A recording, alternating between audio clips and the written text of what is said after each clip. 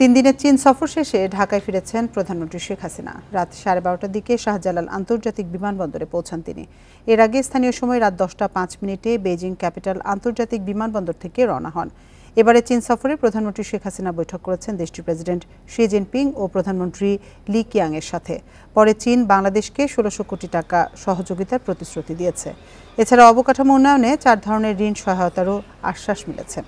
পায়রা বন্দর সহ দক্ষিণবঙ্গের উন্নয়নে সহায়তার কথা জানিয়েছেন শি জিনপিং। বুধবার সকালে প্রধানমন্ত্রী শেখ হাসিনাকে লাল গালিচার সংবর্ধনা দেয়া হয়।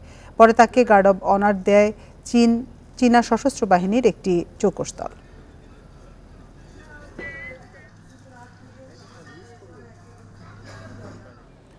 প্রধানমন্ত্রীর চীন সফরে মিলেছে 1600 কোটি টাকা সহযোগিতার প্রতিশ্রুতি। এছাড়া অবকাঠামো উন্নয়নে 4 ধরনের ঋণ সহায়তার আশ্বাসও দিয়েছে বেইজিং। চীনের প্রেসিডেন্ট শি জিনপিংয়ের সঙ্গে প্রধানমন্ত্রী শেখ হাসিনার বৈঠকের আগে গ্রেট হল অব দ্য পিপলে দেওয়া হয় লাল গালিচা সংবর্ধনা। চীন সফরের তৃতীয় দিন বুধবার বিকেলে চীনের প্রেসিডেন্ট শি জিনপিংয়ের সঙ্গে বৈঠক করেন প্রধানমন্ত্রী শেখ হাসিনা। বৈঠকে রোহিঙ্গাদের প্রত্যাবাসনের সর্বাত্মক সহযোগিতার আশ্বাস দেয় চীন। এছাড়া বাংলাদেশের অবকাঠামো উন্নয়নে 4 ধরনের ঋণ সহায়তার আশ্বাস দেন শি জিনপিং। পায়রা বন্দর সহ দক্ষিণবঙ্গের অবকাঠামোগত উন্নয়নে সহায়তার কথাও জানান শি জিনপিং। এর আগে সকালে চীনের প্রধানমন্ত্রী লি কিয়াংয়ের সঙ্গে দ্বিপাক্ষিক বৈঠকের আগে গ্রেট হল অব দ্য পিপলে লাল গালিচা সংবর্ধনা দেওয়া হয় প্রধানমন্ত্রী শেখ হাসিনাকে। পরে তাঁকে গার্ড অব অনার দেয় চীনের সশস্ত্র বাহিনীর একটি চৌকস দল। প্রধানমন্ত্রী লি কিয়াংয়ের সঙ্গে দ্বিপাক্ষিক বৈঠক শেষে বাংলাদেশ ও চীন 21টি সহযোগিতা নথিতে সই করে। এর মধ্যে 2টি সমঝোতা স্মারক নবায়ন ও আরও 7টি উন্নয়ন প্রকল্পের ঘোষণা রয়েছে। এ সময় বাংলাদেশকে 1 বিলিয়ন ইউয়ান বা 1600 কোটি টাকার সহযোগিতার অঙ্গীকার করেন চীনা প্রধানমন্ত্রী। অত্যন্ত আন্তরিকতাপূর্ণ পরিবেশে ফলপ্রসূ আলোচনা হয়েছে দীর্ঘ সময় ধরে, এবং সমস্ত বিষয়গুলো নিয়ে আলোচনা হয়েছে। এবং চীনের মাননীয় প্রধানমন্ত্রী বাংলাদেশকে ইকোনমিক অ্যাসিস্ট্যান্স দেওয়ার কথা ঘোষণা করেছেন, এবং তিনি বলেছেন যে বাংলাদেশের সাথে সম্পর্ককে তারা অত্যন্ত মূল্য দেয়। বাংলাদেশ এবং চীনের সম্পর্ককে তিনি নতুন পর্যায়ে নিয়ে যাওয়ার অভিপ্রায় ব্যক্ত করেছেন। শি জিনপিং এবং লি কিয়াংয়ের সঙ্গে বৈঠকে আঞ্চলিক ও আন্তর্জাতিক বিষয়ের পাশাপাশি দ্বিপাক্ষিক বিষয়ে আলোচনা হয়। এতে রোহিঙ্গা সমস্যা, ব্যবসা বাণিজ্য ও উন্নয়নে সহযোগিতার মতো বিষয় প্রাধান্য পেয়েছে। শাহাদাত স্বপন, ইন্ডিপেন্ডেন্ট নিউজ, ঢাকা। কোটা সংস্কারের দাবিতে আজ আবারও সড়কে নামবেন আন্দোলনকারীরা। বিকেল 3টা থেকে সারা দেশে গুরুত্বপূর্ণ মোড়ে ব্লকেট কর্মসূচি চলবে। এদিকে বুধবার রাজধানী বেশিরভাগ সড়কই ছিল তাদের অবরোধ।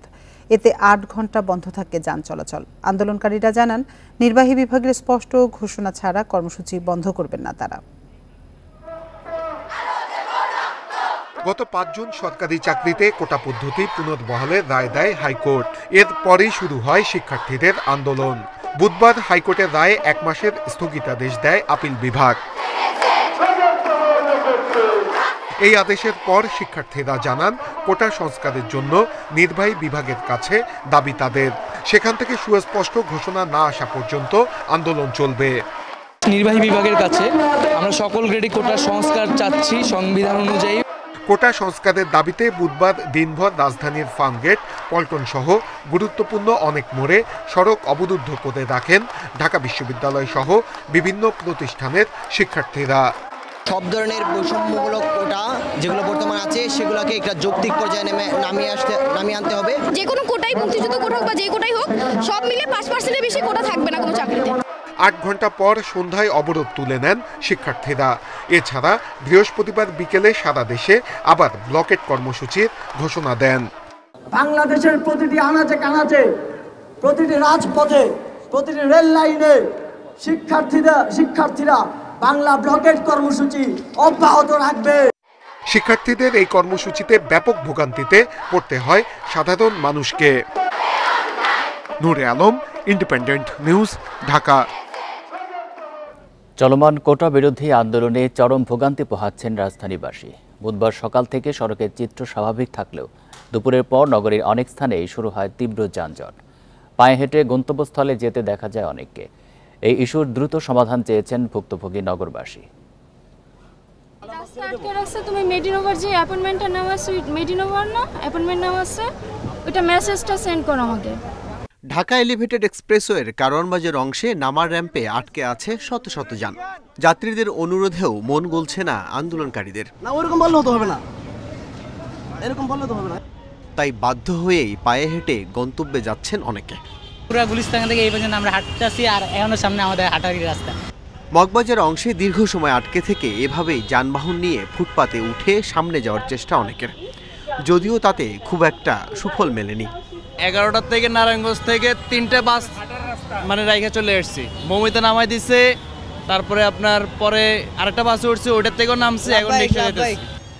মহাখালী, ফার্মগেট, শাহবাগ, পল্টন সহ রাজধানীর অন্তত 15টি স্থানে তীব্র যানজটে ঘন্টার পর ঘন্টা ঠায় দাঁড়িয়েছিল যানবাহন। এমন ভোগান্তির অবসান চেয়েছেন সবাই। আন্দোলনের কারণে আরো ক্ষতি হয়েছে, এই যে জাম, সব জায়গায় জাম, সব জায়গায় জাম। আমি গেছিলাম ঢাকা মেডিকেলে আমার বাবুকে আর কি ডাক্তার দেখানোর জন্য। খুবই মারাত্মক কষ্ট হচ্ছে, না জেনে চলে আসছি এদিকে, কিন্তু জানলে আসলে আসতাম না। এই দাবি জানাইছে, এই দাবি পূরণ করার দরকার, কারণ ছাত্রদের এটা যৌক্তিক।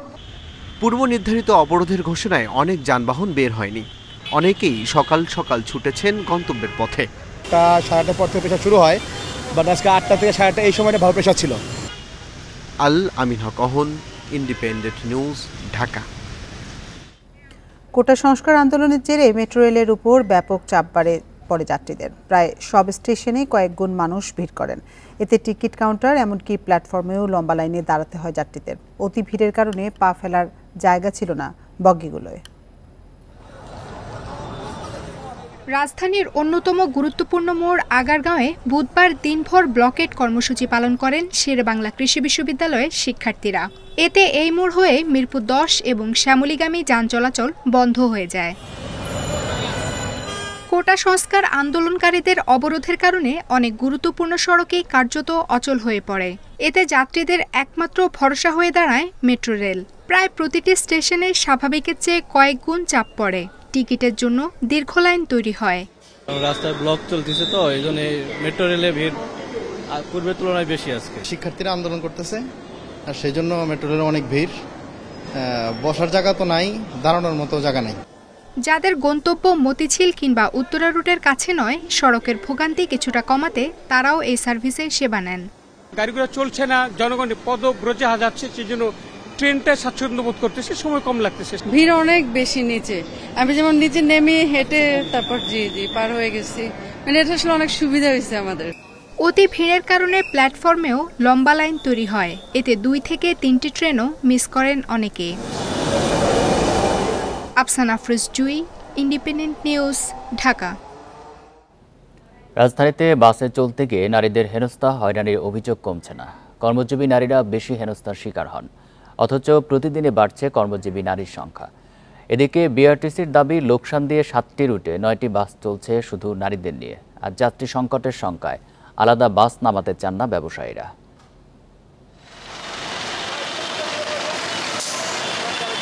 রাজধানীর তেজগুনিপাড়ার বাসিন্দা বৃষ্টি খানমকে কাজের প্রয়োজনে প্রতিদিনই যেতে হয় ডেমরায়, তাই বাসের জন্য ফার্মগেটে তার এই অপেক্ষা। বাস আসে, বাস যায়, কিন্তু তাতে চড়া যেন যুদ্ধ। নারীদের বাস থাকলে একটা নির্দিষ্ট সিট থাকবে বাসে, এটা আমাদের জন্য খুবই দরকার, যে সিটে বসে আমরা সেফলি যেতে পারবো। বিআরটি এর পরিসংখ্যান বলছে প্রতিদিন রাজধানীতে সরকারি বেসরকারি প্রায় 4500 বাস চলে। তবে এর মধ্যে শুধু নারীদের জন্য নির্ধারিত বাস খুবই কম। সিট তো নেই, মেয়েদের দাঁড়ানোর মতো একটা জায়গা নেই, মানুষ পায় না, এটা একটা অবান্তর কথা, এটা আসলে ঠিক না। বিশ্লেষকরা বলছেন গণপরিবহনে হয়রানির শিকার হন 94% নারী। তাই সরকারি ও বেসরকারিভাবে আলাদা বাস নামানোর তাগিদ তাদের। সেগুলো কিন্তু সব রুটে চলাফেরা করে না এখন। তাহলে আমি মনে করি যে ঢাকা শহরে যদি অন্তত আপনার নারীর জন্য প্রায় 100টা গাড়ি থাকা উচিত। তবে বাস মালিকদের দাবি, নারী যাত্রী কম থাকায় আলাদা বাস চালানো সম্ভব না। যাত্রী স্বল্পতার কারণে কোনো পরিবহন ব্যবসায়ী এখানে সেবা দিতে আসবে না। ইনভেস্টটা যদি আমার লসের খাতায় রাখতে হয়, তাইলে এখানে হয় সরকার দায়িত্ব নিতে হবে। বিআরটিসি জানিয়েছে নারীদের জন্য লোকসান দিয়ে হলেও সপ্তাহে 5 দিন 7টি রুটে চালানো হচ্ছে 9টি বাস। মহিলার কিন্তু ক্যাপাসিটি যে আমার যা আছে সে অনুযায়ী আমরা পাচ্ছি না, এটা কিন্তু আমাদের কিন্তু লস। 65% 70% যাত্রী যদি আমরা পাই তাহলে আমরা মহিলা সার্ভিস আমার 20টা 30টা গাড়ি দেওয়া আগামী নভেম্বর ডিসেম্বর মাসে কোনো সমস্যা হবে না। 1998 সালে চালু হয় বিআরটিসির নারী বাস সার্ভিস। 2018 সালে বেসরকারি বাস দোলনচাপা যাত্রা শুরু করলেও এখন দেখা যায় না। আনোয়ার সাদাত নূর, ইন্ডিপেন্ডেন্ট নিউজ, ঢাকা। এ নিয়ে চট্টগ্রামে পরিস্থিতি জানাতে যোগ দিচ্ছেন সহকর্মী অনুপম শীল। অনুপম, চট্টগ্রামে নারীদের জন্য আলাদা কোনো গণপরিবহনের ব্যবস্থা রয়েছে কিনা? না, চট্টগ্রামে 2006 সালে তৎকালীন চট্টগ্রাম সিটি কর্পোরেশনের মেয়র এবিএম মহিউদ্দিন চৌধুরী তিনি একটি নারী এবং শিশুদের জন্য বাস সার্ভিস চালু করেছিলেন। প্রায় 4 কোটি টাকা ব্যয়ে 19টি বাস নামানো হয়েছিল চট্টগ্রামের রাস্তায়, কিন্তু সেটি কয়েক বছর পরে প্রথম দিকে যাত্রী সংকটের কথা বলে অর্ধেক বাসে পুরুষ পরিবহন এবং এক পর্যায়ে সেটি আসলে বন্ধ হয়ে যায়। এরপরে 2012 সালে আবারও তখনকার সিটি মেয়র এম মঞ্জুর আলম তিনি এই সার্ভিসটি আবার পুনরায় চালু করেছিলেন, কিন্তু বছর ঘুরতে সেটি আবার বন্ধ হয়ে যায় এবং এই মুহূর্তে আসলে চট্টগ্রাম শহরে নারীদের জন্য আলাদা কোনো গণপরিবহন নেই। কিন্তু আমরা 2018 সালে বিশ্বব্যাংকের অর্থায়নে একটি জরিপ থেকে যেটি জেনেছি যে চট্টগ্রাম মহানগরের ভেতরে শতকরা 54% নারী গণপরিবহন ব্যবহারের সুযোগ পান, আর 76 তার বিপরীতে পুরুষদের সংখ্যা 74% মতো। তাহলে বুঝতে পারছেন যে নারী এবং পুরুষের মধ্যে গণপরিবহন ব্যবহার সুযোগ প্রাপ্তিটি একটি বড় ধরনের পার্থক্য ইতিমধ্যে রয়েছে। আর যে 54% নারী গণপরিবহনে ওঠার সুযোগ পান তার মধ্যে 60% নারী মনে করেন যে চট্টগ্রামের গণপরিবহন তাদের জন্য ব্যবহার উপযোগী নয়। 19% নারী মনে করেন যে তাদেরকে গণপরিবহন ব্যবহার করতে গিয়ে বিভিন্নভাবে হয়রানির শিকার হতে হয়। আরেকটি গবেষণা হয়েছে জাতীয় মানবাধিকার কমিশন এবং সিআরআই এর উদ্যোগে, সেখানে বলা হচ্ছে যে প্রায় 66% নারী চট্টগ্রাম মহানগরে তারা জানিয়েছে যে গণপরিবহনে উঠতে গিয়ে তারা বিভিন্নভাবে অযাচিত স্পর্শের মুখোমুখি হন বা যৌন হয়রানির মুখোমুখি হন। তো চট্টগ্রামের নারীদের জন্য বিশেষ করে বাসের মতো গণপরিবহনগুলোতে 9টি সিট সংরক্ষিত থাকে, এর মধ্যে প্রতিবন্ধী সিটও আছে। তো এই সিটগুলো বেশিরভাগই থাকে একেবারে সামনের দিকে, অনেকটা টুলের মতো বেঞ্চের মতো বসতে অথবা ইঞ্জিনের উপরে। তো এই আসনগুলোতে আসলে সোজা হয়ে বসা অত্যন্ত কঠিন, হেলান দেয়া তো দূরস্থ, বা অর্থাৎ হেলান দেওয়ার তো আসলে কোনো সুযোগই নেই, যার ফলে নারীদেরকে একটি অস্বাস্থ্যকর পরিবেশে। অনুভব, আপনি বলছিলেন যে নারীরা বিভিন্ন হয়রানির শিকার হচ্ছেন, তো তাদের এখন দাবি কি? সিটি কর্পোরেশন থেকে কি নতুন করে যানবাহন নামানোর কোনো উদ্যোগ কি নেওয়া হয়েছে কিনা? সেটাই বলছিলাম যে আসলে এই নারীদের এই দুর্ভোগপূর্ণ পরিস্থিতি থেকে যারা মুক্তি দিতে পারবেন তা সে সমস্ত কর্তৃপক্ষ, বিশেষ করে সিটি কর্পোরেশন, বিআরটিএ, তাদের আসলে এই বিষয়টি নিয়ে বেশ তারা উদাসীন। তাদের কোনো উদ্যোগে আমরা ইতিমধ্যে দেখিনি বা এর আগে আবার নতুন করে কোনো উদ্যোগ তাদের দেখিনি। সেবা সংস্থাগুলো, বিশেষ করে সিটি কর্পোরেশনের মতো একটি সেবা সংস্থা যারা মূলত নগরের নাগরিকদের জীবনযাপনকে অনেক বেশি সহজ করবেন, তারা এক ধরনের এই সমস্ত বিষয়কে ছোটখাটো সমস্যা বলে মনে করে। তাদের কাছে আসলে বড় বড় প্রকল্প, যে প্রকল্পগুলো অনেক বেশি অর্থ, অনেক বেশি যেখানে বরাদ্দ থাকতে পারে, সেই প্রকল্পগুলো নিয়ে তারা আসলে অনেকটা ব্যস্ত। আমরা ইদানিং সময় তেমনটা দেখছি। যেমন খুবই সম্প্রতি আমরা দেখছি যে নগরীর 41টি ওয়ার্ডে মাত্র 100টি করে নতুন করে সড়ক বাতি নিয়ে খুব জমকালো অনুষ্ঠান করে সেটি করা হয়েছে। তো অর্থাৎ যে প্রকল্পগুলো সাধারণ নাগরিকের খুব বেশি উপকার আসবে না, সেটি নিয়ে আসলে এই নগর কর্তৃপক্ষের অনেক বেশি আগ্রহ। নগরের ভোগান্তি, নাগরিকদের ভোগান্তি কমানোর জন্য আমরা বেশ উদাসীনই দেখছি এই সমস্ত সেবা সংস্থাগুলোকে। অনুপম, আরেকটি বিষয় একটু জানাবেন যে নারীরা তো বিভিন্ন জায়গায় হেনস্থার শিকার হচ্ছেন, যারা প্রশাসনের কাছে কোনো অভিযোগ দিয়েছেন কিনা বা প্রশাসনের পক্ষ থেকে এখন পর্যন্ত এরকম ঘটনায় কোনো ব্যবস্থা নেওয়া হয়েছে কিনা? এটি আসলে খুবই কম উদাহরণ আমাদের সামনে আছে, তবে কিছু কিছু ঘটনা আছে যে বাসে বা বিশেষ করে গণপরিবহনগুলোতে তাৎক্ষণিক কিছু প্রতিবাদ করলে সেখানে হয়তো কিছু কিছু পুরুষ, যারা সংবেদনশীল পুরুষ, তারা হয়তো প্রতিবাদ করে সেটি পুলিশ বা ট্রাফিক পুলিশ পর্যন্ত নিয়ে যায়। বেশিরভাগ ক্ষেত্রে নারীরা যেহেতু খুব ব্যস্ততম সময়ের মধ্যে এই যানবাহনগুলো তারা ব্যবহার করে, সেখানে আসলে এরকম কোনো অভিযোগ তারা করতে পারে না বা করে না, কারণ তাদের সেক্ষেত্রে সময় নষ্ট বা নতুন করে আরো হেনস্থা। জি, অনুপম শীল, আপনাকে অসংখ্য ধন্যবাদ। চট্টগ্রাম থেকে জানাচ্ছেন সহকর্মী অনুপম শীল। তিস্তা ও যমুনায় পানির হ্রাস বৃদ্ধিতে কুড়িগ্রাম ও সিরাজগঞ্জে নদী ভাঙন তীব্র হয়েছে। উলিপুরে বিলীন হয়েছে অনেক বাড়িঘর ও ফসলি জমি। ঝুঁকিতে রয়েছে বাঁধ, বাজার, স্কুল সহ গুরুত্বপূর্ণ স্থাপনা। আর শাহজাদপুরে নিয়ম না মেনে বাঁধ তৈরি করায় ভাঙন বেড়েছে বলে অভিযোগ স্থানীয়দের। তবে পানি উন্নয়ন বোর্ড এই অভিযোগ অস্বীকার করেছে। বর্ষার শুরুতে কুড়িগ্রামে তিস্তা নদীর পানি 2 দফা বিপদসীমার উপর অতিক্রম করেছে। এতে উলিপুরের সাদুয়া, দামারহাট, রাজারহাট সহ বিভিন্ন এলাকায় ভাঙন দেখা দিয়েছে। বিলীন হয়েছে 1.5 শতাধিক ঘরবাড়ি। ফসলি জমির পাশাপাশি নদী গর্ভে চলে যাওয়ার ঝুঁকিতে পড়েছে স্কুল, বাজার ও বাঁধ। জমি যতটুকু আসলো তা কত যাওয়া শেষ, কিছু গেছে আর কিছু আছে। এইটুকু যে আমরা রক্ষা কর্ম ইয়ের কোনো আমার পরিকল্পনা নাই। স্থানীয়দের অভিযোগ, 2-1 জায়গা ছাড়া ভাঙন রোধে পানি উন্নয়ন বোর্ড তেমন কোনো ব্যবস্থা নেয়নি। তবে অভিযোগ অস্বীকার করে পানি উন্নয়ন বোর্ড বলছে, ভাঙন কবলিত সব এলাকা নজরদারিতে রাখা হয়েছে। তোরা বলছে যে আমাদের 100 মিটার বাজেট, আমরা ওইখানে বাজেট পাস করি, তারপর মানে কাজ হলে যদি কোনো বিবেক করে তাহলে ওখানে বসে দেওয়া যাবে। তিস্তা নদীর রাজারহাট উপজেলায় কালীরহাট নামক এলাকায় আমরা ইতিমধ্যে জিওব্যাগ দেওয়ার কাজ শুরু করেছি, আপনারা দেখেছেন। এর বাইরেও আমরা বিভিন্ন জায়গায় ভাঙন দেখা দিচ্ছে, সেগুলো অবজারভেশনে রেখেছি। কয়েকদিনে বৃষ্টি আর উজানের ঢলে সিরাজগঞ্জের যমুনা নদীর পানি বৃদ্ধি পাওয়ায় তীব্র হয়েছে নদী ভাঙন। শাহজাদপুর উপজেলার পাঁচিল আর পারপাচিল গ্রামে আবাদি ফসল, বাড়িঘর নদী গর্ভে বিলীন হয়েছে। স্থানীয়দের অভিযোগ, নিয়ম না মেনে বাঁধ তৈরির সময় বালু উত্তোলন করায় ভাঙন বেড়েছে। বালু তোলার লেগে ইয়েতে বাড়িটা এসে লাগে আর যে বালু টসকে ভাঙিয়ে পড়তেছে। তবে পানি উন্নয়ন বোর্ড বলছে, নিয়ম মেনে বাঁধ তৈরি করেছে ঠিকাদারি প্রতিষ্ঠান। ড্রেজিংয়ের যে নকশা সেটি সরবরাহ করা আছে এবং নকশা মোতাবেকই তারা কাজ বাস্তবায়ন করছে। এখানে আসলে নকশা মোতাবেক আমাদের বালু উত্তোলন করলে সেখানে আসলে নদী ভাঙনের কোনো সম্ভাবনা নাই। পাঁচিল এলাকায় 5 কিলোমিটার বন্যা নিয়ন্ত্রণ বাঁধ সংস্কারে ব্যয় ধরা হয়েছে 22 কোটি টাকা। Tanzil Hasnat, independent news.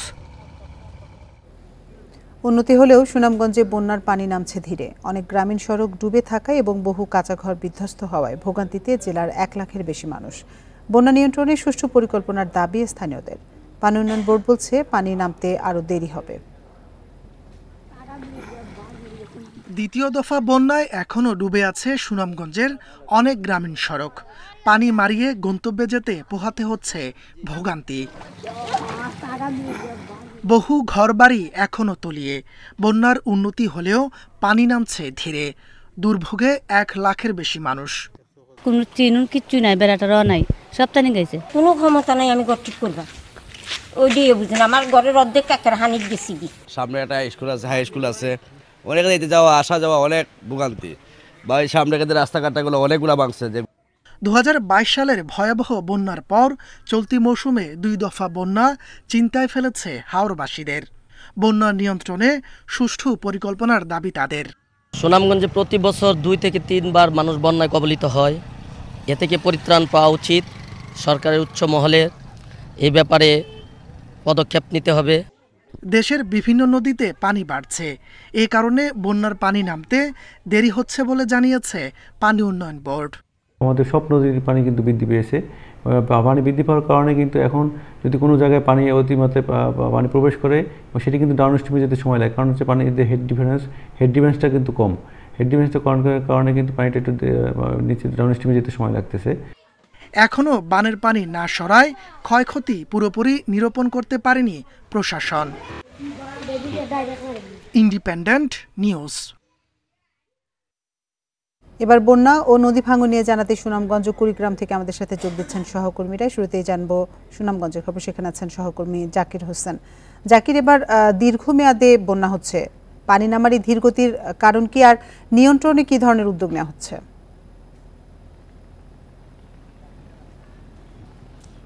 দেখুন, সুনামগঞ্জের হাওর অধ্যুষিত এবং নদীমাতৃক একটি জেলা। সুনামগঞ্জের সুরমা নদী সহ যে অভ্যন্তরীণ সীমান্ত নদীগুলো রয়েছে সেসব নদী কিন্তু এখন পর্যন্ত খনন করা হয়নি। মাত্র 98 কিলোমিটার নদী খনন করা হয়েছে, যার ফলে আমরা দেখি প্রতি বছরই সামান্য বৃষ্টিপাত হলে নদী উপচে লোকালয়ে পানি প্রবেশ করে। আর তো আমরা কথা বলেছিলাম পানি উন্নয়ন বোর্ডের নির্বাহী প্রকৌশলী মামুন হাওলাদের সাথে।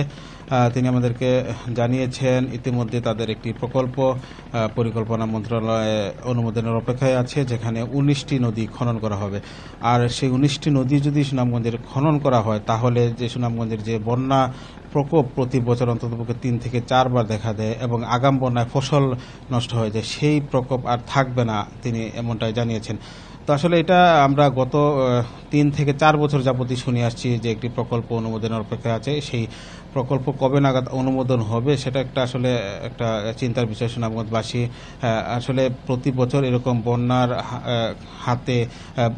বন্যার কবলে পড়বে এটা আসলে চায় না, কারণ আপনি জানেন এবছরও এই দ্বিতীয় দফা বন্যা সুনামগঞ্জে চলমান রয়েছে। আজকেও কিন্তু গত 48 ঘন্টা প্রায় 150 মিলিমিটার বৃষ্টিপাত রেকর্ড করা হয়েছে। এই বৃষ্টির অল্প বৃষ্টি হলে কিন্তু আমরা দেখেছি নদ নদী উপচে কিন্তু লোকালয়ে পানি প্রবেশ করে। তো এটা আসলে একটা সুষ্ঠু পরিকল্পনা নিয়ে সরকারকে একটা সুষ্ঠু পরিকল্পনার দাবি দীর্ঘদিনের রয়েছে সুনামগঞ্জবাসীর। যদি নদীগুলো খনন করা হয়, তাহলে যে পাহাড়ি ঢল এবং অধিক বৃষ্টির ফলে যে পানিটা নদীতে নামে, সেই পানিটা সহজেই মেঘনা অববাহিকা থেকে সাগরে চলে যাবে। তো এখন আমরা বন্যা পরিস্থিতি যে অবস্থা দেখছি, গত 48 ঘন্টা বৃষ্টিপাতের ফলে গতকালকে সন্ধ্যা 6টা থেকে আজকে সকাল 6টা পর্যন্ত প্রায় 24 সেন্টিমিটার পানি বৃদ্ধি পেয়েছে।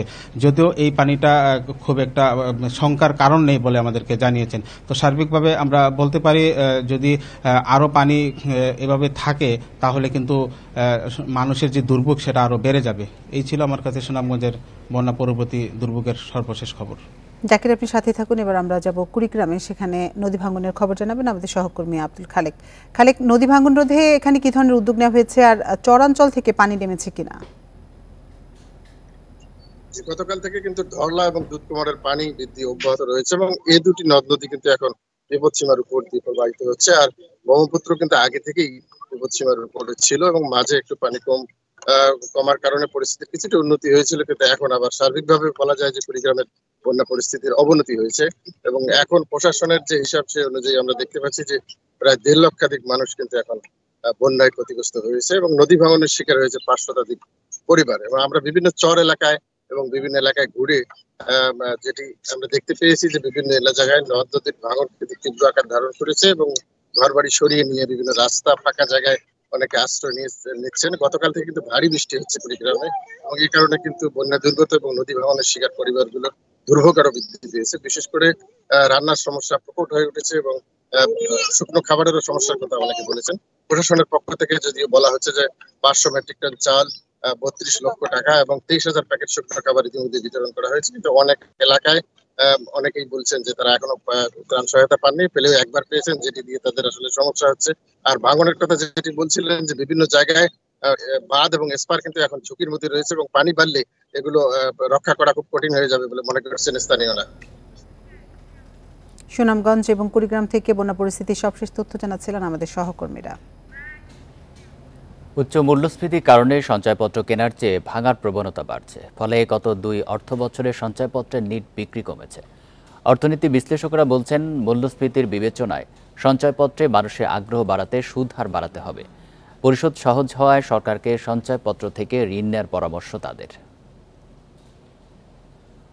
সাধারণ মানুষের বিনিয়োগের সবচেয়ে নিরাপদ মাধ্যম সঞ্চয়পত্র। তবে সুদ হার কমানো, ধারাবাহিক উচ্চ মূল্যস্ফীতির কারণে সঞ্চয়পত্র কেনার প্রবণতা কমছে। আবার ট্রেজারি বন্ড, ব্যাংক আমানতে বাড়তি সুদের ফলেও সঞ্চয়পত্রে বিনিয়োগ কমছে। বিবিএসের তথ্যে দেখা যায় 1 বছরে প্রতি মাসে গড়ে মূল্যস্ফীতির হার ছিল 9.73%। ফলে সঞ্চয়পত্রে বিনিয়োগ করে কর বাদ দিয়ে যা থাকে তা মূল্যস্ফীতির প্রায় কাছাকাছি। এতে তেমন লাভ থাকে না বলে জানালেন গ্রাহকরা। দ্রব্যমূল্যের তীব্র কষাঘাতে মানুষ জর্জরিত, সেখানে যেখানে ইন্টারেস্ট বাড়ার কথা, সেখানে সর্বস্তরে সরকার সেখানে মানুষের ক্রয় ক্ষমতা থেকে কমিয়ে ইন্টারেস্ট কমাই দিছে। দ্রব্যমূল্য বৃদ্ধি পাচ্ছে, তেমনি আবার সঞ্চয়পত্রের রেটটা কমে গেছে। 2023-24 অর্থ বছরে সঞ্চয়পত্র থেকে 18,000 কোটি টাকা ঋণের লক্ষ্য নেয় সরকার, কিন্তু মে পর্যন্ত 11 মাসে বিক্রির চেয়ে 17,742 কোটি টাকা বেশি আসল পরিশোধ করতে হয়েছে। আগের অর্থ বছর একই সময় নিট বিক্রি ঋণাত্মক ছিল 3,028 কোটি টাকা। বিদেশি ঋণটা অনেকটা মধ্যমেয়াদী স্বল্পমেয়াদী থাকে, দীর্ঘমেয়াদী আছে, তো সঞ্চয়পত্রটা অনেক সময় মধ্যমেয়াদী দীর্ঘমেয়াদী। অর্থাৎ সরকারের সুদ এবং আসল শোধ করার তারা থাকে না, চাপ থাকে না। একজন ব্যক্তি পারিবারিক সঞ্চয়পত্রে 5 লক্ষ টাকা পর্যন্ত বিনিয়োগে লাখ প্রতি মাসে 912 টাকা পাবে। তার চেয়ে বেশি টাকার সঞ্চয়পত্র কিনলে ধারাবাহিকভাবে সুদ কমবে। এতে সাধারণ মানুষের আগ্রহ হারাচ্ছে বলে মত বিশেষজ্ঞদের। সঞ্চয়পত্রের যে রেট তার কাছাকাছি এফডিআর রেট পাওয়া যাচ্ছে, এবং এফডিআর রেট যদি তার কাছাকাছি পাওয়া যায়, মানুষ তাড়াতাড়ি এফডিআর ভাঙতে পারে, যে কোনো সময় ভেঙে ফেলতে পারে। 2024-25 অর্থ বছরে 15,400 কোটি টাকা ঋণ নেওয়ার লক্ষ্যমাত্রা নির্ধারণ করেছে সরকার। Shafil Alam Sujon, independent news, Dhaka. সংসদ সদস্য ব্যারিস্টার সৈয়দ সাইদুল হক সুমনকে হত্যা নয়, প্রতারণার মাধ্যমে টাকা হাতিয়ে নেওয়াই ছিল হুমকিদাতা সোহাগ মিয়ার উদ্দেশ্য। এর আগে প্রতারণার মামলায় গ্রেপ্তারও হয়েছিল সোহাগ। বুধবার বিকেলে হবিগঞ্জে সংবাদ সম্মেলনে এসব তথ্য জানান পুলিশ সুপার আক্তার হোসেন। জানান, ব্যারিস্টার সুমনকে ফাঁদে ফেলার চেষ্টা করেছিল সোহাগ। এরই এক পর্যায়ে জীবনের ঝুঁকি আছে বলে সুমনকে হুমকি দিয়ে টেলিফোন করে সে। এ বিষয়ে গত 28 জুন চুনারুঘাট থানায় সাধারণ ডায়েরি করেন ব্যারিস্টার সুমন। পরে পুলিশ মঙ্গলবার রাতে অভিযান চালিয়ে সিলেট থেকে গ্রেপ্তার করে সোহাগকে।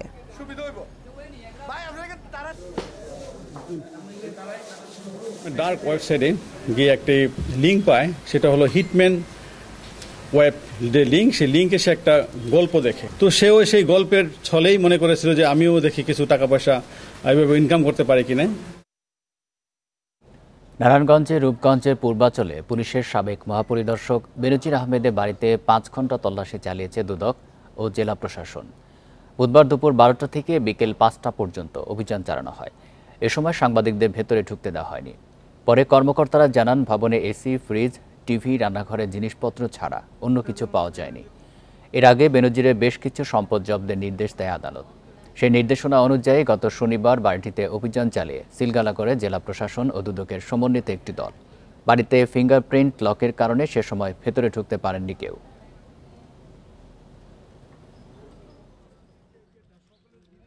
ভবনটি আসলে একটা আবাসিক ভবন। এখানে আসলে একটা পরিবার থাকলে যেরকম জিনিসপত্রাদি পাওয়া যায়, ঠিক সেরকম জিনিসপত্র আমরা পেয়েছি। কিচেনে, রান্নাঘরে অথবা চায়ের কাপ, পাতিল, হাঁড়ি পাতিল, রান্নার ব্যবস্থা, কুকিং সিস্টেম ছিল। বিজ্ঞ আদালতের নির্দেশনা মোতাবেক রিসিভার জেলা প্রশাসক মহোদয়ের কাজে পর্যবেক্ষণ এবং সহায়তা করার জন্য যে ধরনের আদেশ ছিল, সেটা তাদেরকে আমরা সেভাবে সহায়তা এবং পর্যবেক্ষণ করেছি। সাদিক এগ্রো 4টি খাবারের দোকানে বিপুল পরিমাণ ভ্যাট ফাঁকির তথ্য পেয়েছে জাতীয় রাজস্ব বোর্ড এনবিআর। কর্মকর্তারা জানান, 10 কোটি টাকার পণ্য বিক্রির তথ্য গোপন করা হয়েছে। এতে ভ্যাট ফাঁকি হয়েছে 1 কোটি 31 লাখ টাকা। এর আগে এনবিআরের ঢাকা উত্তর ও পশ্চিম ভ্যাট কমিশনারেটের কর্মকর্তারা অভিযান চালান। জব্দ করেন প্রতিষ্ঠানগুলোর নথি। পরীক্ষা নিরীক্ষা শেষে ভ্যাট ফাঁকির তথ্য সম্পর্কে নিশ্চিত হন তারা। কর্মকর্তারা জানান, গুলশান, তেজগাঁও, মহাখালী ও মোহাম্মদপুরের 4টি দোকানে অভিযান চালানো হয়। সাদিক এগ্রোর ব্যবসা নিবন্ধন দিয়েই এই খাবারের দোকানগুলো চালানো হচ্ছে। কর্মকর্তারা জানান, 2019 থেকে 23 সালে 4 দোকানে বিক্রি হয় প্রায় 15 কোটি টাকার পণ্য। এতে ভ্যাট আসে 1.5 কোটি টাকা, কিন্তু সাদিক এগ্রো পরিশোধ করে মাত্র 18 লাখ টাকা। ভ্যাট ফাঁকির অভিযোগে সাদিক এগ্রোর বিরুদ্ধে আইনি ব্যবস্থা নেওয়া হচ্ছে বলেও জানান কর্মকর্তারা।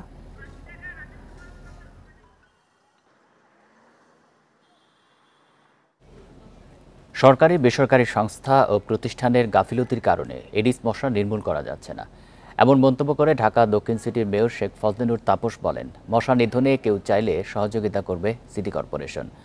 বুধবার সকালে রাজধানীর টিকাটুলির এক স্কুল পরিষ্কার অভিযানে গিয়ে একথা বলেন তিনি। ডেঙ্গুর প্রকোপ শুরু জুন থেকেই। সারা দেশে 4000-এর বেশি আক্রান্তের মধ্যে ঢাকার 2 সিটিতে প্রায় 1500, মারা গেছেন 34 জন। রাজধানীর মুগদা হাসপাতালে বর্তমানে ডেঙ্গু রোগী 19 জন, বেশিরভাগই খিলগাঁও, বাসাবো, জুরাইন এলাকার বাসিন্দা। দাঁত দিয়ে রক্ত পড়ছে মারি দিয়ে। পরে আমি আইসি, ডেঙ্গু মুখ দাসা পরীক্ষা করাইছি, সাথে সাথে আমার ভর্তি করাই দিচ্ছে। আজকে 5 দিন ধরে জ্বর থাকেই খালি, আর আপনার মাথা ব্যথা, পেট ব্যথা, তারপর পরীক্ষা করা হয়েছে, তারপর ডেঙ্গু ধরা পড়ছে। জ্বর হয়েছে যেদিন, পরদিন শরীর ব্যথা হয়ে গেছে পুরো। পরে 8 দিন হাসপাতালে মানে টেস্ট করাইছি, রিপোর্টে ধরা গেছে যে ডেঙ্গু হয়েছে। ডেঙ্গুর এমন পরিস্থিতির জন্য রাজধানীর অংশীজনদের দায় দেখছেন মেয়র তাপস।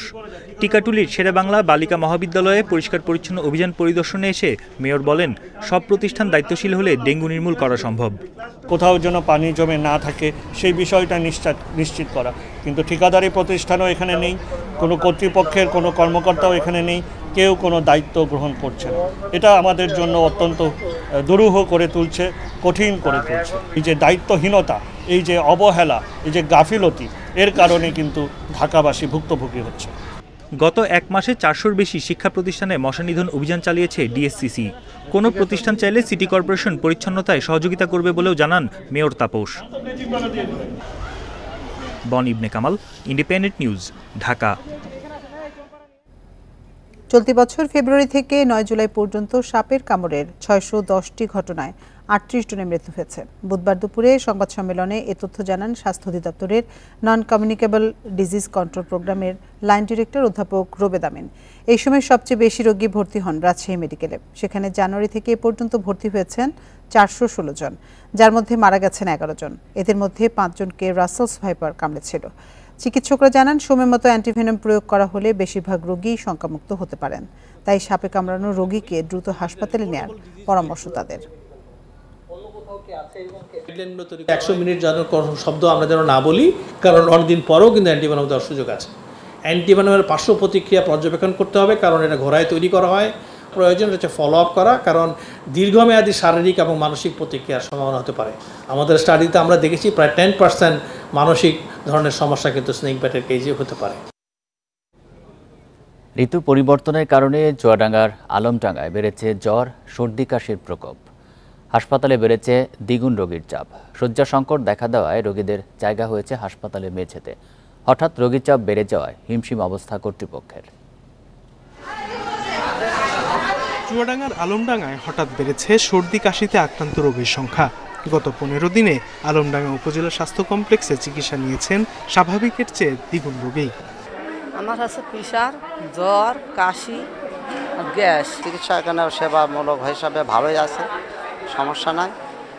এখানে সবসময় তো রোগী থাকবে, জাম হয়ে থাকে। কোনো বেডশিট পাইনি কো, আমরা হাসপাতালের বারান্দায় বিছানাপাতি বসে আছি। হাসপাতালটিতে শয্যা সংখ্যা 50 হলেও প্রতিদিন অন্তত 100 রোগী ভর্তি হচ্ছেন এখানে। শয্যা না পেয়ে হাসপাতালের মেঝেতে চিকিৎসা নিতে হচ্ছে অনেক রোগীকে। অনেকে আবার অতিরিক্ত চাপের কারণে বহির্বিভাগে সেবা না নিয়েই ফিরে যাচ্ছেন। আমার স্ত্রী ঠান্ডা, কাশি, জ্বর, এই জন্য হাতদির হাসপাতালে নিয়ে আসছে, ডাক্তার দেখেছে। অতিরিক্ত যে জ্বর হয় হসপিটালে ভর্তি নিচ্ছে, বহির্বিভাগে ওষুধও দিচ্ছে কিছুটা। হাসপাতালে রোগী চাপের কথা স্বীকার করেছেন চিকিৎসকরা। বলছেন, ঋতু পরিবর্তনের কারণে 90% রোগী জ্বর, সর্দি, কাশিতে আক্রান্ত হয়ে সেবা নিতে আসছেন। যেহেতু আমাদের 50 বেডের হসপিটাল, পেশেন্ট কিছু মেঝেতে থাকা লাগছে। এটা আসলে মানবিক দিক থেকে কোনো রোগীকেই আমরা সেবা না দিয়ে ফিরিয়ে দিতে পারি না। এটা আমাদের মানবিকতার বিষয়। এই মানবিক দিকগুলো বিবেচনা করে আমরা রোগীকে সর্বাত্মক সহযোগিতার চেষ্টা করছি। হাসপাতালটিতে আলমডাঙ্গা ছাড়াও মেহেরপুরের গাংনী ও কুষ্টিয়ার একাংশ থেকে সেবা নিতে আসেন রোগীরা। Independent news. এলডিসি উত্তরণের চ্যালেঞ্জ মোকাবেলা ও উন্নত দেশ করতে বাংলাদেশকে সব সহযোগিতা করবে জাপান। বুধবার রাজধানীর আগারগাঁওয়ে পরিকল্পনা মন্ত্রীর সঙ্গে সাক্ষাতে জানিয়েছেন দেশটির রাষ্ট্রদূত। এদিকে প্রকল্প বাস্তবায়নে যে কোনো অনিয়ম ঠেকাতে কঠোর অবস্থানে সরকার। আইএমডি কর্মকর্তাদের সঙ্গে মত বিনিময়ে বলেছেন পরিকল্পনা মন্ত্রী। মেট্রো রেল, মাতারবাড়ি কয়লা বিদ্যুৎ কেন্দ্র সহ ছোট বড় 40টি প্রকল্পে অর্থায়ন করেছে জাপান। বাংলাদেশের সবচেয়ে বড় ঋণদাতা একক দেশ জাপানের কাছে ঋণ ছাড়িয়েছে $10 বিলিয়ন। সরকারি ব্যয়ের দক্ষতা বাড়াতে পাবলিক ইনভেস্টমেন্ট ম্যানেজমেন্ট সিস্টেমেও সহযোগিতা করেছে দেশটি। এ খাতের পরবর্তী প্রকল্পেও টোকিওকে পাশে চায় ঢাকা। বুধবার পরিকল্পনা মন্ত্রণালয়ে মন্ত্রীর সঙ্গে সাক্ষাৎ শেষে দেশটির রাষ্ট্রদূত জানান, চাহিদা মতো সহায়তা অব্যাহত রাখবে জাপান। বাংলাদেশ 2026 সালে উন্নয়নশীল দেশে উন্নীত হবে আর আগামী বছর নবম পঞ্চবার্ষিকী পরিকল্পনা শুরু করবে। 2041 সালে উন্নত রাষ্ট্র হওয়ার লক্ষ্য। এইসব বিবেচনায় নিয়ে এই বছর আমরা কান্ট্রি অ্যাসিস্ট্যান্স পলিসি পর্যালোচনা করব। চাহিদা অনুযায়ী সহায়তার অগ্রাধিকার খাতগুলো ঠিক করব।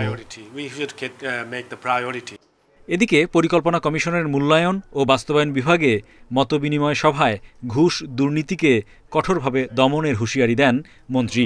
তাগিদ দেন নির্ধারিত সময় ও খরচে প্রকল্প বাস্তবায়নে আরও তৎপর হওয়ার। তারা যদি যারা স্টেক হোল্ডার তাদেরকে যদি তারা কন্ট্রোলে না রাখেন, না দেখেন, সিরিয়াসলি না দেখেন, কঠিনভাবে না দেখেন, তাহলে ভুল হয়ে যাবে, অর্থাৎ প্রকল্প লিঙ্গানিক হবে। এক পরিচালকের অধীনে একাধিক প্রকল্প সম্ভাব্যতা যাচাইয়ের দুর্বলতা দূর করার নির্দেশও দেন মন্ত্রী। Hari Saha, independent news, Dhaka. জাতিসংঘের মানবাধিকার পরিষদে রোহিঙ্গাদের মিয়ানমারে প্রত্যাবাসন নিয়ে একটি প্রস্তাব গৃহীত হয়েছে। বুধবার জেনেভায় মানবাধিকার পরিষদে চলমান 56তম অধিবেশনে প্রস্তাবটি সর্বসম্মতিক্রমে গৃহীত হয়। প্রস্তাবে রাখাইনে সহায়ক পরিবেশ তৈরির মাধ্যমে প্রত্যাবাসন এবং রোহিঙ্গাদের পক্ষে ন্যায় বিচার ও জবাবদিহি নিশ্চিতের মাধ্যমে টেকসই সমাধানের ওপর জোর দেওয়া হয়েছে। বাংলাদেশের উদ্যোগে ইসলামিক সহযোগিতা সংস্থা ওআইসির সব সদস্য রাষ্ট্রের পক্ষে রোহিঙ্গা মুসলিম ও মিয়ানমারের অন্যান্য সংখ্যালঘুদের মানবাধিকার পরিস্থিতির শীর্ষক প্রস্তাবটি পেশ করা হয়। জেনেভায় বাংলাদেশ স্থায়ী মিশনের ভারপ্রাপ্ত স্থায়ী প্রতিনিধি সঞ্চিতা হক বলেন, অপ্রতুল সম্পদ ও নানাবিধ সীমাবদ্ধতা নিয়ে বিপুল সংখ্যক রোহিঙ্গাকে অনির্দিষ্টকালের জন্য আশ্রয় দেওয়া বাংলাদেশের পক্ষে সম্ভব নয়।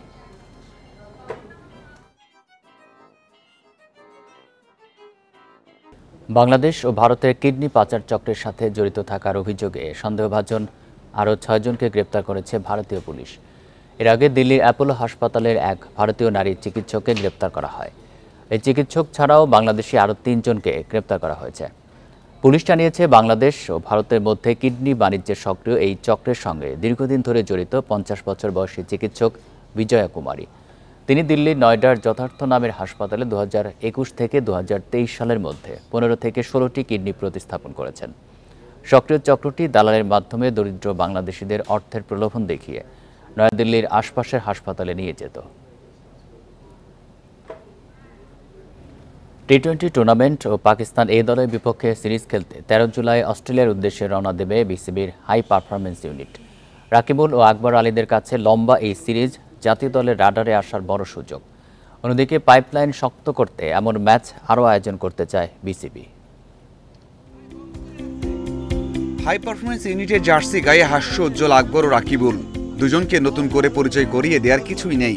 তবে যুব বিশ্বকাপ জয়ী সেই দলের শরীফুল, হৃদয়, তামিম, জুনিয়র সাকিবদের এগিয়ে যাওয়ার পথে অনেকটাই আড়ালে চলে গেছেন এই দুই তারকা। প্রত্যেকটা প্লেয়ারের জন্য বিগ অপরচুনিটি, কারণ যেহেতু অনেক লম্বা ট্যুর, যেখানে মানে 3টা ফরম্যাটই আমরা খেলতে পারছি, তো আমার মনে হয় যে নিজেদের জায়গাটা বোঝা এবং আমাদের ফিউচারে আরও কী কী করতে হবে সেই জিনিসগুলো আমরা এটার মাধ্যমে জানতে পারবো। তাদের মতো নতুনদের জন্য বড় মঞ্চ অস্ট্রেলিয়া সফর, যেখানে 9 দলের টি-20 টুর্নামেন্টে অংশ নেবে বাংলাদেশের দলটা। খেলবে পাকিস্তান এ দল ও বিগ ব্যাশের 5টা দল। তার আগে পাকিস্তান এ দলের বিপক্ষে 4 দিনের ম্যাচ ও ওয়ানডে খেলবে শামীম রনিরা। 2027-এ আমাদের যে অস্ট্রেলিয়ার সঙ্গে ট্যুর আছে, ওখানে খেলাটাও কিন্তু ডারউইনেই হবে। তো তাদেরও একটা প্রিপারেশন, কারণ অনেক সময় আমরা দেখি যে আমাদের নতুন প্লেয়ার বা একেবারে প্রথমবার খেলতে গিয়ে একটা আননোন একটা পরিবেশে ডেবিউ হচ্ছে, তো সেই জিনিসগুলি যেন না হয়। সাদমান, দীপু, রনি, শামীমদের মতো পরীক্ষিতরাও থাকছেন এইচপি দলে। তাদের জন্য জাতীয় দলে ফেরার মঞ্চ এই সফর। আর পাইপলাইন ঠিক রাখতে সবার দিকেই নজর ম্যানেজমেন্টের। বোর্ডের তরফ থেকে আমাদের এজ লেভেল পার হয়ে আসার পরে কিন্তু এখন আরও 2-3টা প্রোগ্রাম কিন্তু আমরা ইনক্লুড করেছি, যে এরা যেন রেগুলার এই প্রসেসটার ভিতরে থাকে। আর প্লেয়ারদের ঝরে পড়া বা কন্টিনিউ করতে না পারা বা উপরের লেভেলে না গিয়ে পারফর্ম না করতে পারাটা, এটা কিন্তু আসলে দুই পক্ষেরই ব্যাপার। সাম্প্রতিক ব্যর্থতা বোর্ড কর্তাদের আরও সিরিয়াস করে তুলেছে। সাফল্য পেতে সেরা প্রস্তুতির জন্য আরও বেশি ম্যাচ আয়োজনের পরিকল্পনা বিসিবির। Mazharul Islam, independent news. আর এই ছিল এখনকার সংবাদে। ইন্ডিপেন্ডেন্ট টেলিভিশনের সব খবরের আরো বিস্তারিত জানতে চোখ রাখুন ফেসবুক, এক্স এবং ইউটিউবে। ধন্যবাদ সবাইকে।